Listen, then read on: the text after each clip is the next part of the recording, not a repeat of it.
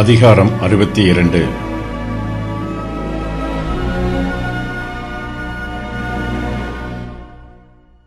தீர்க்கதரிசிகள் பிரசங்கம் பண்ணவும் வேண்டும், ஜெபம் பண்ணவும் வேண்டும்.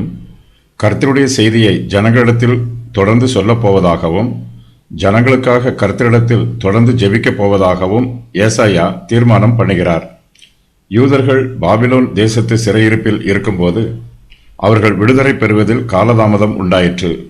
இந்த சூழ்நிலையில் அவர்களுடைய சோர்வை நீக்கி அவர்களை உற்சாகப்படுத்துவதற்காக கர்த்தர் ஏசாயா தீர்க்கதரிசியையும் மேலும் சில தீர்க்கதரிசிகளையும் நியமிக்கிறார். யூதர்கள் பாபிலோன் தேசத்து சிறையிருப்பில் இருந்து விடுதலை பெற்று தங்கள் தேசத்திற்கு திரும்பி வரும்போது கர்த்தர் அவர்களுக்கு ஏராளமான ஆசீர்வாதங்களை கொடுப்பதாக வாக்கு பண்ணுகிறார். சிறையிருப்பில் இருந்து திரும்பி வந்த யூதர்களுக்கு போலவே புதிய ஏற்பாட்டு காலத்தில் கர்த்தருடைய சபையில் சேர்த்து கொள்ளப்படுகிற விசுவாசிகளுக்கும் ஆசீர்வாதங்கள் வாக்கு பண்ணப்படுகிறது. இயேசு கிறிஸ்துவின் சபை உலகத்தாருடைய பார்வையில் மகிமையுள்ளதாகவும் கனமுள்ளதாகவும் இருக்கும். கர்த்தருடைய சபை அவருடைய பார்வையிலும் விசேஷித்ததாகவும் கனமுள்ளதாகவும் இருக்கும். சிறையிருப்பில் இருந்து திரும்பி வந்த யூதர்களுக்கு அவர்களுடைய தேசத்தில் ஏராளமான ஆசீர்வாதங்களும் செழிப்பும் உண்டாயிருக்கும்.